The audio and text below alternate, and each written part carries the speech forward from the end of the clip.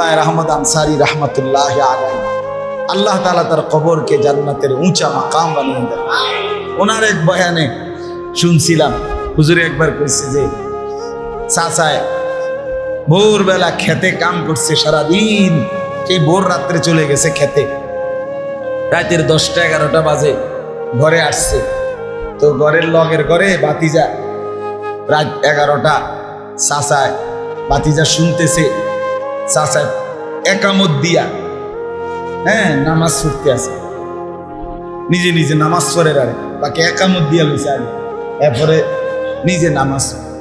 এখন একামত দিছে, বাতিজা শুনছে চাচায় নামাজ পড়ছে, ঠিক আছে, কিন্তু দেখে যে 5-10 মিনিটের মাথা আবার একামত দিছে, আবার দিছে একামত চাচা দিয়ে, আবার কি জানি নামাজ পড়লো মনে হয়, একটু পরে আবার একামত দিছে। ভাতিজা কই নারিলে কি রে, কি নামাজ, কুদ্দুর পর একামত দেয়, আবার এরু নামাজ তার শুনছি না। কয়বার একামত দন লাগে, মনে করেন এশার নামাজের একামত কয়বার, একবার না, তো এবার এটা কি নামাজ পড়তে আছে, 4-5 বার হয়ে গেছে একামতে দেয় কুদ্দুর পর। তো ভাতিজা গিয়া টেনশনে উঠতে গিয়া চাচার কাছে, চাচা এইটা হুজুরের মুখে আমি এটা শুনছি, আর চাচা এটা কি নামাজ পড়তে আছেন যে কুদ্দুর পর কাদ কামাতিস সালাহ কইতে আছেন, দেখ কোন ওয়াক্তের নামাজ, কি নামাজ পড়েন? তখন চাচা বলতেছে, ভাতিজা সেই যে ভোর রাত থাকতে গেছি খেতে, আর এই অল্প আগে আসছি, ফজর, জোহর, আসর, মাগরিব, এশা এক ওয়াক্ত নামাজ পড়ছি না, এই সব দিন নামাজ একটার পর একটা একামত দিয়া পড়তে আছে।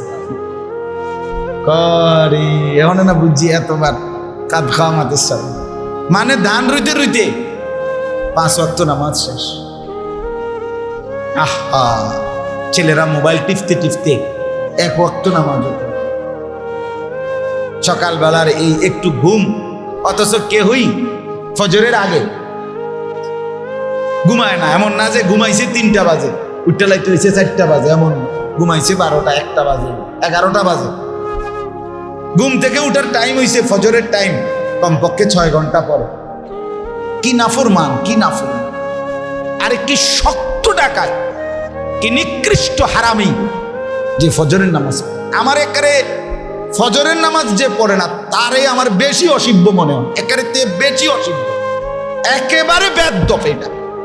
এটা একদম বেয়াদব, এটা বেশি অসিব্য, এটা নিকৃষ্ট বেয়াদব, এটা একেবারেই জানোয়ার, এটা হাইওয়ান, এটা খবিস, এটা খবিস যেটা ফজরের নামাজ, একেবারে নিকৃষ্ট অপদার্থ বলতে যেটারে বুঝায়। এটা মানুষ এত বেয়াদব হয় না, কোন মানুষের বাচ্চা এত নিকৃষ্ট হবে না। কিরে বেটা, 6 ঘন্টা ঘুমাইলি, 5 ঘন্টা ঘুমাইলি, তুই কেমনে ফজরের নামাজ পড়স না? এটা কারণটা কি বল? এত বড় নিকৃষ্ট বেয়াদব কেমনে হয় মুসলমান? চিন্তা করো। আমি আজকেও একেবারে কারেক্ট 4:45 জামাত, বিশ্বাস করো 4:35 যখন বাজলাম তখন আসা হচ্ছে। সারাটা রাত গাড়ি, রাজবাড়ি, গতকালকে আমি মাহফিলে গেছি মকবুল ভাই, ঢাকা পদ্মা পার হইয়া, পদ্মা সেতু পার, ফরিদপুর, তারপরে পদ্মা সেতু পার হয়ে, এই পদ্মা সেতুর আগেও ভাঙ্গা ফরিদপুর একটা জায়গা আছে, ওইখানেও জ্যামে পড়ছি, ঢাকাটা পুরোটা জ্যাম। এই জ্যাম পার করে আইতে আইতে আইতে বাসায় যখন আসছি, বিশ্বাস করেন আর ফজরের জামাতের আর 5-7 মিনিট বাকি, ফজরের নামাজ অজুটা করেই মসজিদে গিয়া ফজর পড়ে, ফজর বাদ আমার কওমি মাদ্রাসা সংগঠনের মিটিং, আগে মিটিং দিয়ে রাখছি, আমার খবরও নেই, আর এত রাজ্যে লাগবে আমি এটা ভাবিও না। এই যেখানে মিটিং হবে, ফজরের নামাজ সালামটা ফিরে যাই, আমার শিক্ষক নাজিম সাহেব, মাওলানা মাসুম, এরে আমি ডাকে হলো মাসুম, আমি এনে বইয়া কাইতে ঘুমাইতে আসি, তারা আইতে আইতে, মানে মিটিং এর সদস্যরা আসতে আসতে যে কদ্দুর সময় পাই, ঠিক 40-42 মিনিট হবে, তারা আসতে আসতে লাগছে মিটিং, এ কদ্দুর টাইম ঘুমাইছে। ওই যে আমি আপনাদের বললাম না একটু আগে যে ভাই আমার কেন ঘুমাইতে আসে, এই কারণে আসলে ঘুমাইতে পারি না, সারাটা দিনই দৌড়াদৌড়ি করছে।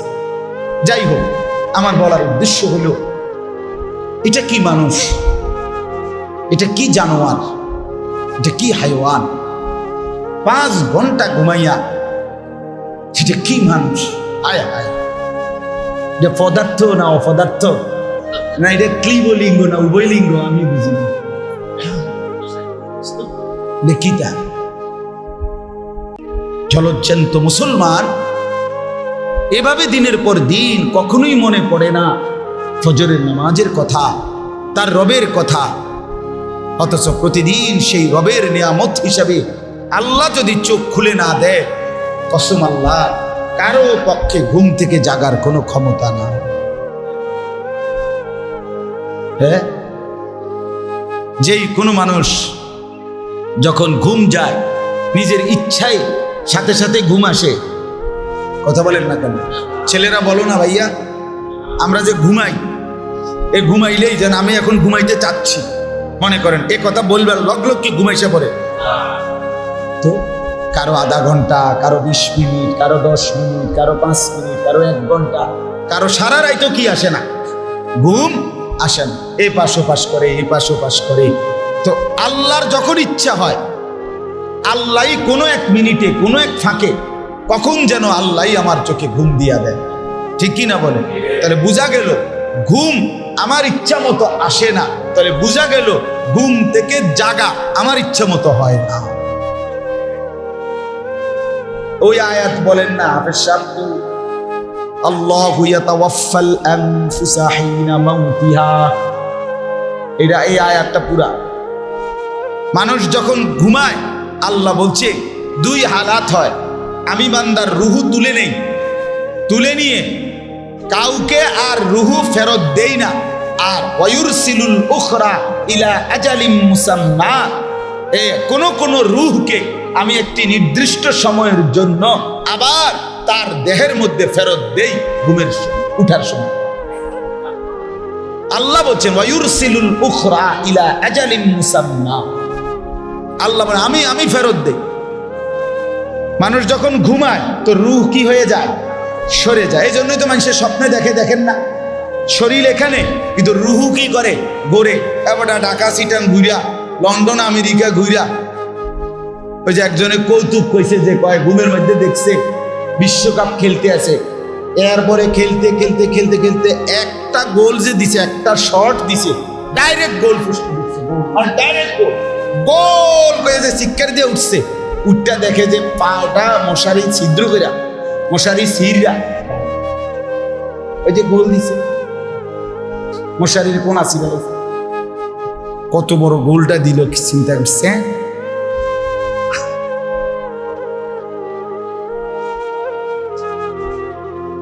তাইলে বুঝা গেল রুহুত ছড়ায় নেয় আল্লাহ তাআলা বলছেন। এরপর আল্লাহ বলেন আমি আবার নির্দিষ্ট একটি সময়ের জন্য আবার আমার বান্দার রুহুটা ফেরত দেব, ফলে সে জেগে। হাদিসের মধ্যে আছে নবী সাল্লাল্লাহু আলাইহি সাল্লাম ঘুমাইবার সময় যে কয়েকটি দোয়া পড়তেন, একটা তো আমরা সবাই ছোট্ট দোয়াটা পারি, বিসমিকা আল্লাহুম্মা, অথবা আল্লাহুম্মা বিসমিকা আমুতু ওয়া আহইয়া, এটা আমার শুধু নাই ওটা 2.5 বছর নেই। কিন্তু আরেকটা দোয়া আছে রাসূলুল্লাহ সাল্লাল্লাহু আলাইহি সাল্লাম নিয়মিত পড়তেন, একেবারে সহিহ বিশুদ্ধ হাদিস, বিসমিকা রব্বি ওয়াদাতু জামবি ওয়া বিকা আরফাউহু ইন আমসাকতাহা ফাগফির লাহা ওয়া ইন আরসালতাহা ফারহামহা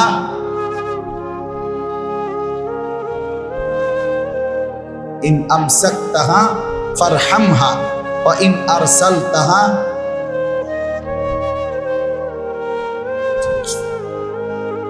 ফাহফাজহা বিমা তাহফাজু বিহি ইবাদাকাস সালিহিন আল্লাহুম্মা কিনি আযাবাকা ইয়াওমা তাবআসু ইবাদাক। এই দোয়া।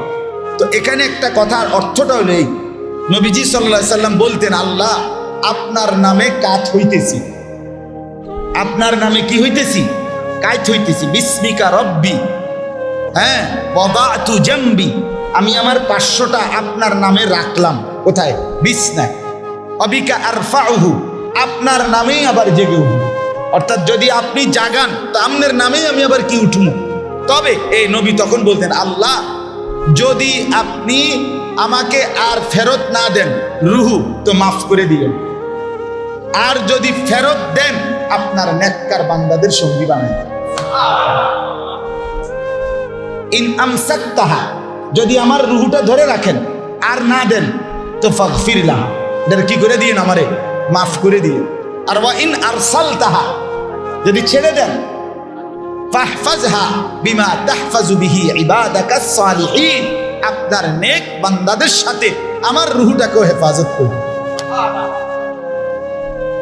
তাহলে কি বুঝাইছে নবীর দ্বারা?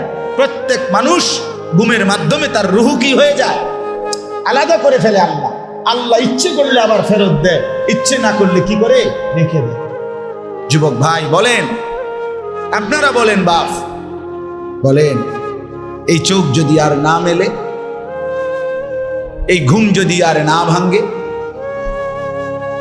কে জাগাবে? কে?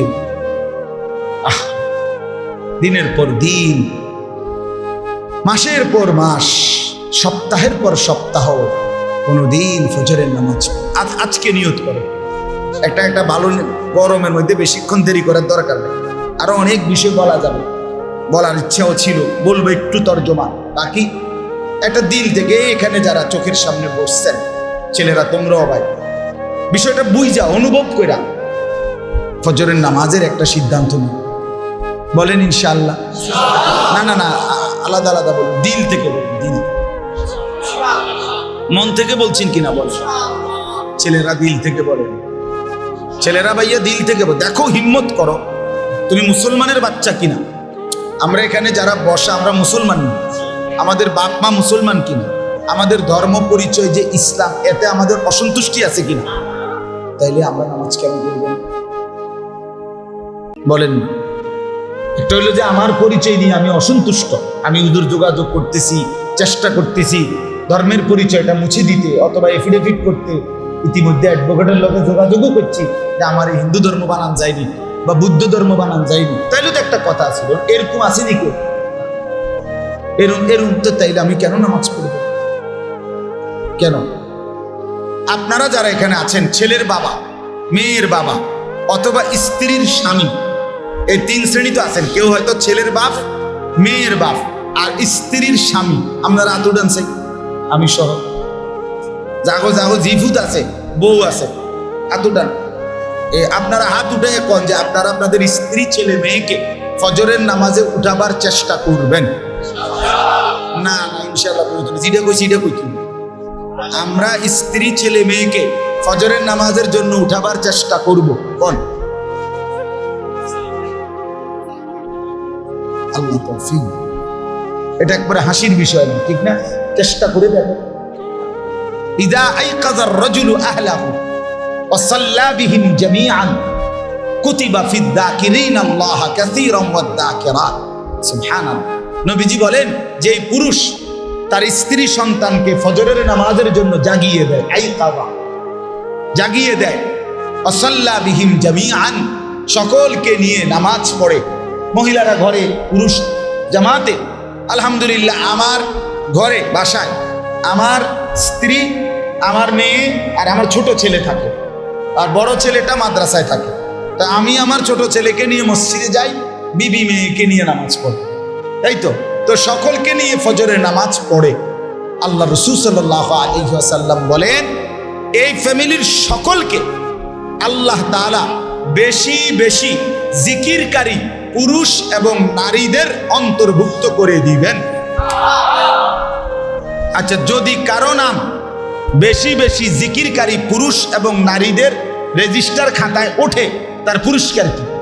ওয়াদ্দাকিরিনাল্লাহা কাসীরান ওয়াদ্দাকিরাত আ'আদ্দাল্লাহু লাহুম মাগফিরাতান ওয়া আজরান আযীমা। আর কি লাগবে? রব্বুল আলামিন বলেন, বেশি বেশি আল্লাহ তাআলার জিকিরকারী পুরুষ এবং নারী আমি আল্লাহ ফয়সালা দিলাম, আমি আল্লাহ তাদের জন্য আমার মাগফিরাত দিয়েই দিলাম। ওয়া আজরান আযীমা, আর সর্বোত্তম বিনিময় জান্নাত লিখে দিলাম। আর কি লাগবে? আর কি লাগবে বলেন? আর কি হওয়া উচিত ছিল? আপনার বউ বাচ্চা আপনাকে আল্লাহ মাফ করে দিবে, আর আপনি আমি ফ্যামিলির সদস্যদেরকে জান্নাতে দিয়ে দেবে। কি মজাটা হবে!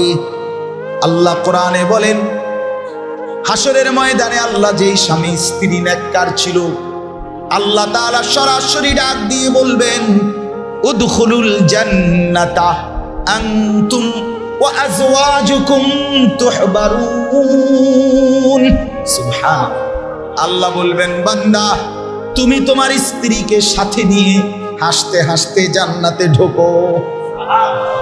গলাগলি করে, হাত ধরাধরি করে নামায় বউ ঢোকো। চাও আনতুম ওয়া আজওয়াজুকুম, স্বামী স্ত্রী দুজনে জান্নাতে ঢোকো। কি মজাটা হবে!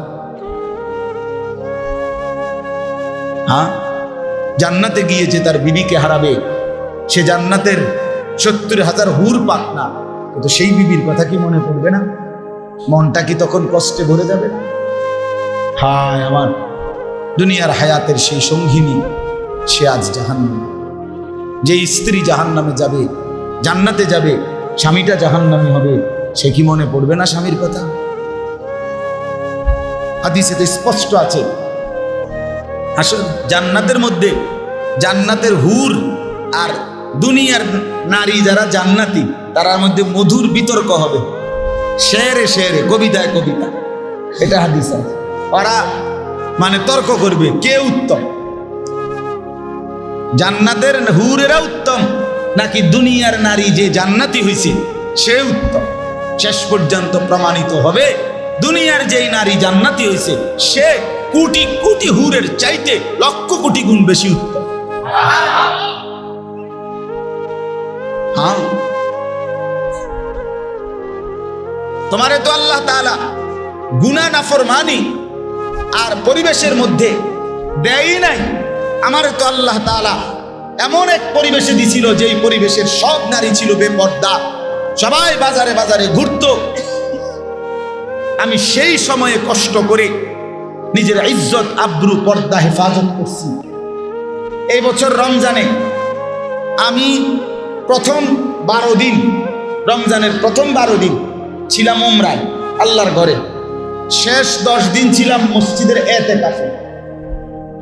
আমি আমার বিবিরে কতদিন বলছি যে তুমি একবারের জন্য, আমার খেয়াল ছুটে গেছে ঠিক আছে, বাচ্চাদের জন্য হোক, তোমার জন্য হোক, মেয়ের জন্য, কোনো এক ফাঁকে অল্প একটু রাত্রে গিয়া তারাবির পরে যাও, ক্যান্টনমেন্ট দোকানপাট এখন মার্কেট খোলা থাকে, তুমি কোনো একটা কিছু কিনা নিয়ে আসো। আমি তো সময় পাইলাম না, এদিক দিয়ে গেল গা উমরা, ওই দিক দিয়ে গেল গা এতেকাফ, তুমি যাও।